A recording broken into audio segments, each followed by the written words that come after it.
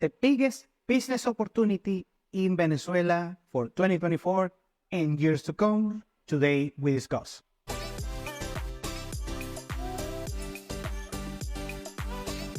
Welcome to Venezuela Insider, the only place in Venezuela for expats, digital nomads, entrepreneurs, investors, travelers, and related internationals.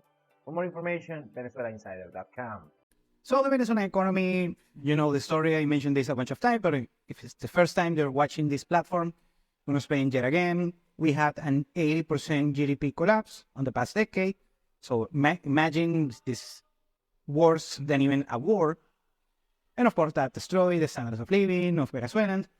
However, the GDP collapse halted on 2018. Afterwards, we had a couple of years of the Venezuelan economy chopping, but you can see on the freeze that since 2018, that was the bottom, we start to see growth on 2019.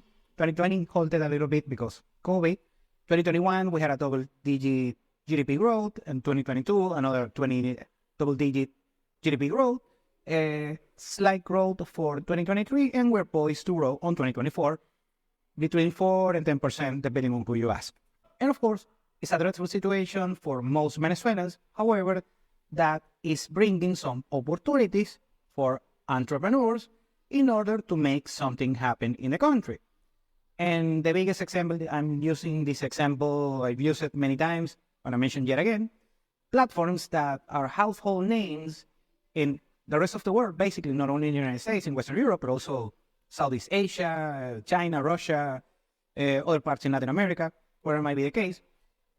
Platforms that are household names like Uber, for instance, that this model is consistent, it works, it's been successful not only in the United States, but most of the Western nations, still in Latin America.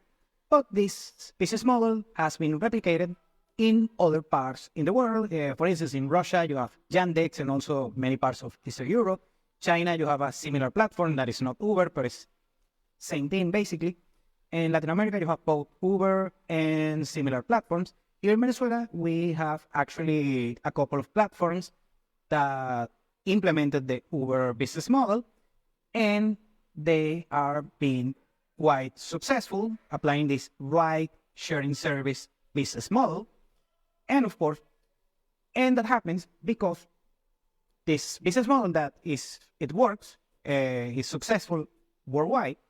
But in Venezuela, we didn't have the means, and also in the midst of the crisis, it was not, when the Venezuelan economy was collapsing, back then, people didn't have in mind using platforms like that. But right now, they have the conditions. The internet connection was dreadful during the crisis. Right now, it's way better, still improving, but we are way better than just 5-6 years ago. And also, we have more access to technology compared to the midst of the crisis in 2017, 2018. And also, we have better consumer behavior towards these particular solutions. And what happened, going back again with the ride-sharing services, is that right now, the Venezuelan consumer is savvy regarding these particular platforms.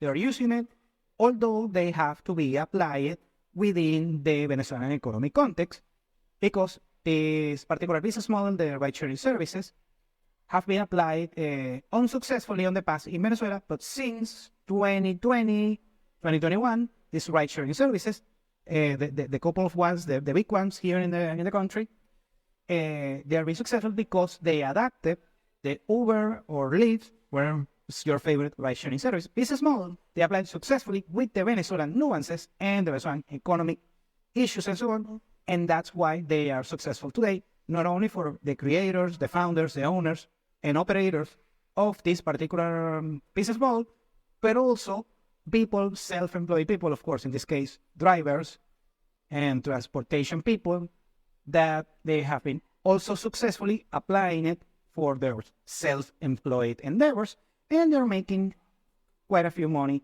applying those services as well.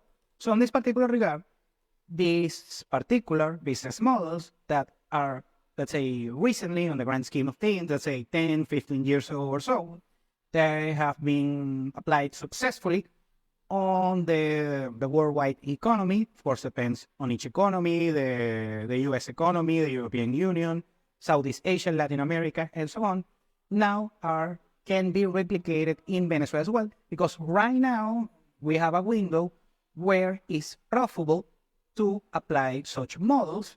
And if you see a model, you see a business model that has worked universally, not only in your particular country, but also in major economies, OECD economies, but also in places like I said, Latin America, Southeast Asia, now might be the opportunity to apply it in Venezuela as well and make financially successful applying such models.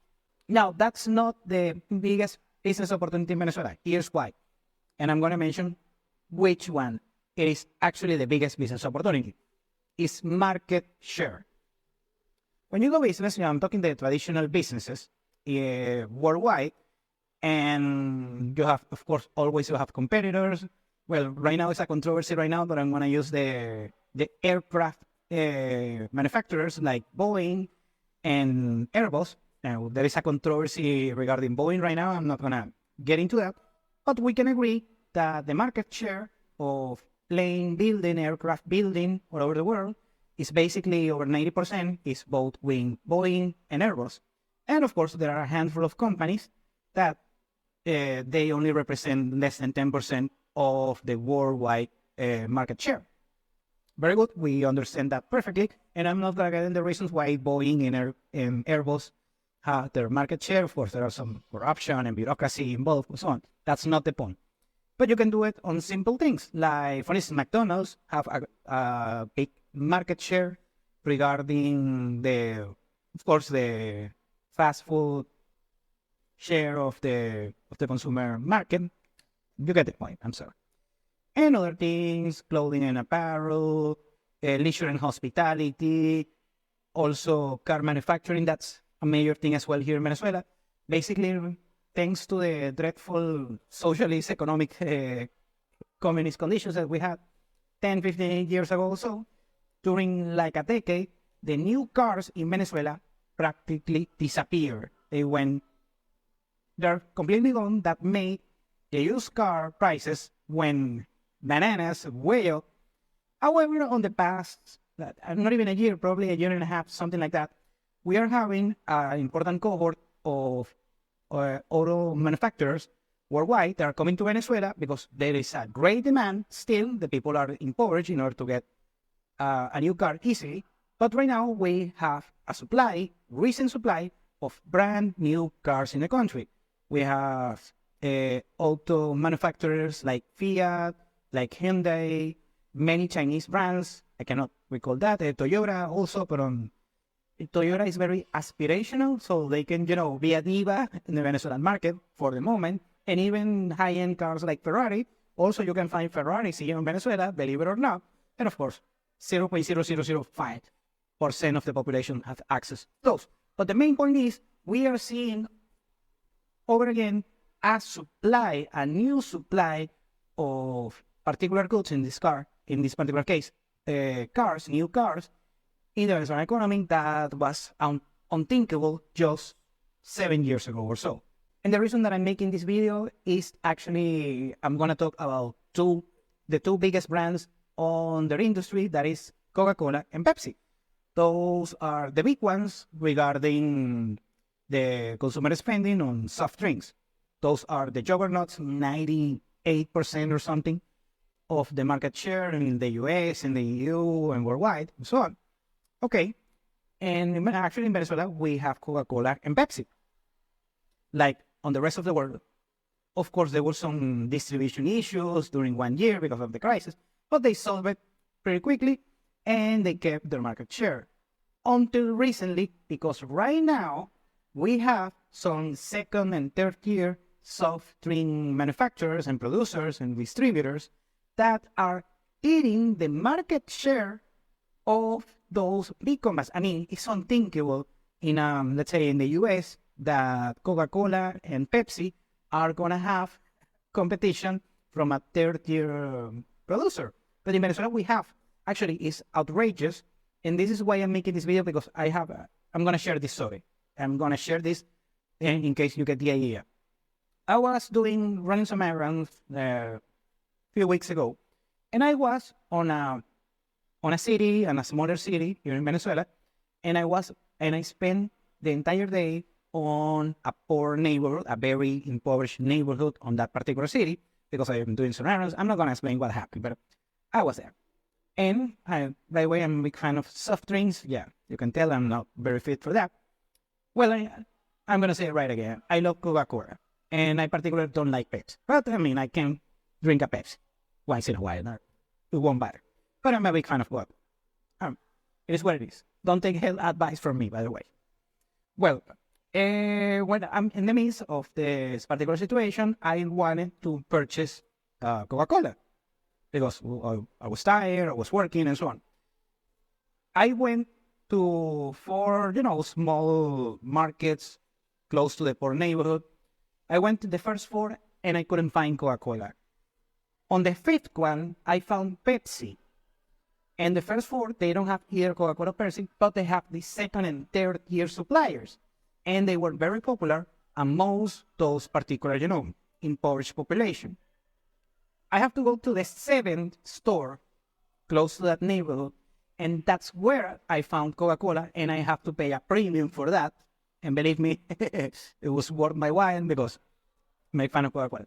And my point is that many people here in Venezuela, especially the impoverished ones, they don't have brand loyalty and brand fidelity.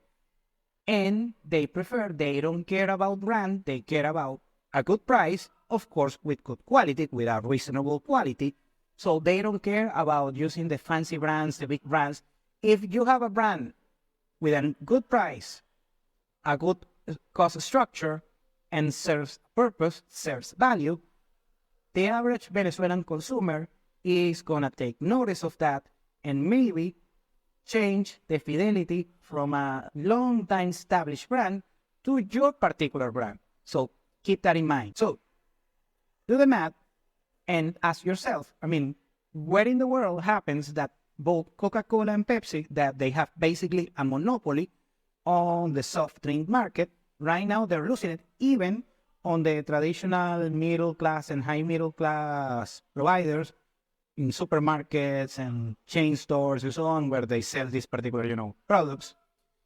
Right now, actually, both Coca-Cola and Pepsi, and I noticed this just a few months earlier, this particular story, is that they have to drop their prices because average Venezuelans are not paying a premium in order to get both Coca-Cola and Pepsi. I do, by the way. I do it, but I'm a minority. I'm not the average consumer in Venezuela. Particular people prefer to pay, I'm talking average Venezuelans, that most of them are impoverished, but they just prefer to pay, for a lower price with a reasonable value of this particular beverage. That, by the way, I'm Team Coca-Cola, I have to say it, by the way, yet again. And they not sponsor me, by the way. Also, I have to mention that. I worked with the people of Pepsi years ago. Actually, they have a great structure, but I'm sorry. I'm a Coca-Cola guy.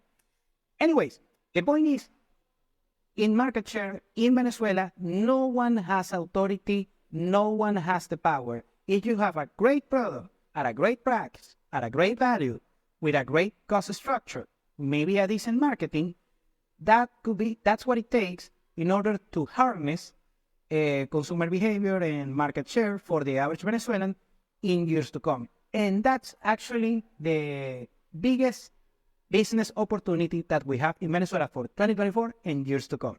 Thank you for watching Venezuela Insider. Please like, share, and subscribe. Follow us on social media. If you want to work with us, VenezuelaInsider.com. Thanks again and have a nice day.